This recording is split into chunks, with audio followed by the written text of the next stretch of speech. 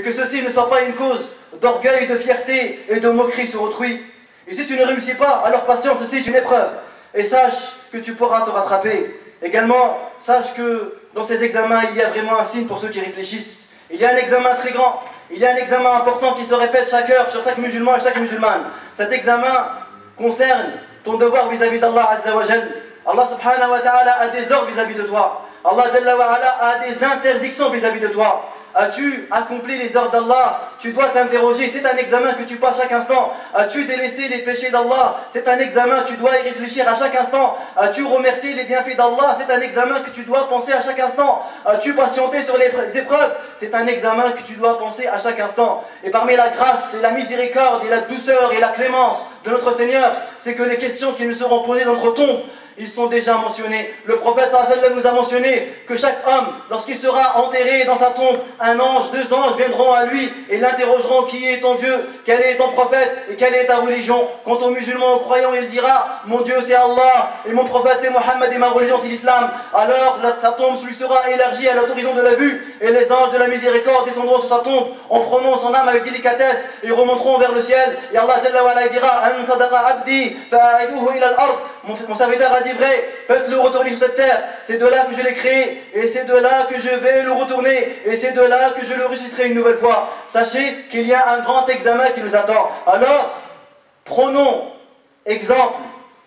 Nous voyons les capacités que nos enfants ils ont. Ils arrivent à apprendre des textes de vingtaines, voire même de centaines de pages pour certains. Ils apprennent des textes par cœur, ils apprennent des poésies, ils apprennent des choses qui ne les intéressent même pas. Ils sont capables de les faire, pourquoi? Car ils ont envie. Ils ont envie d'avoir son bac, ils ont envie d'avoir son BTS. Alors, on s'aperçoit qu'Allah Jalla wa ala a doté l'être humain de capacités immenses. Si seulement on consacrait un quart, voire un tiers, voire un cinquième de ces capacités dans notre religion, dans l'apprentissage du Coran, dans l'apprentissage de la langue arabe, qui est notre langue, dans l'apprentissage de notre religion, wallahi, que l'état de la communauté changerait. Nous demandons à Allah Jalla wa ala de nous guider vers la droiture. Nas'alullah Jalla wa ala an yahdiyana li ahsani al-akhlaq, la yahdi li ahsaniha illa ant. Il y a un étudiant, un frère assidu, mashallah, qui fait des efforts pour apprendre la langue arabe, qui est actuellement à l'hôpital pour une analyse de son cœur. Il nous demande de faire des invocations pour lui. Nas'alullah subhanahu wa ta'ala an yamunna alayhi bil-shifa. Allahumma shfihi wa afihi ya rabbal alamin. Allahumma shfi marḍى al-muslimin. Allahumma farrij. Allahumma ighfir lil-muslimina wal-muslimat wal-mu'minina wal-mu'minat al-ahya'i minhum wal-amwat. Allahumma farrij hamma al-mahmumin wa naffis karba al-makrubin waqdi ad-dayna 'an al-madinin washfi marḍana wa marḍى al-muslimin. Allahumma ansur al-islam wal-muslimina fi kulli makan. Allahumma ansur al-islam wal-muslimina في كل مكان. اللهم اهدنا لأحسن الأخلاق لا يهدي لأحسنها إلا أنت واصرف عنا سيئها لا يصرف عنا سيئها إلا أنت. اللهم ربنا آتنا في الدنيا حسنة وفي الآخرة حسنة وقنا عذاب النار.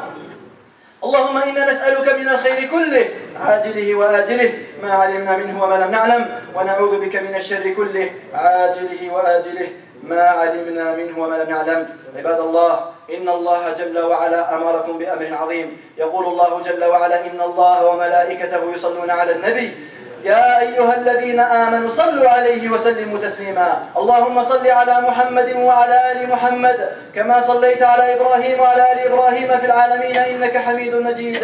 اللهم بارك على محمد وعلى آل محمد كما باركت على إبراهيم وعلى آل إبراهيم في العالمين إنك حميد مجيد. عباد الله، إن الله يأمر بالعدل والإحسان وإيتاء ذي القربى وينهى عن الفحشاء والمنكر والبغي يعظكم لعلكم تذكرون. اذكروا الله العظيم يذكركم واشكروه على نعمه يزدكم ولذكر الله أكبر والله يعلم ما تصنعون.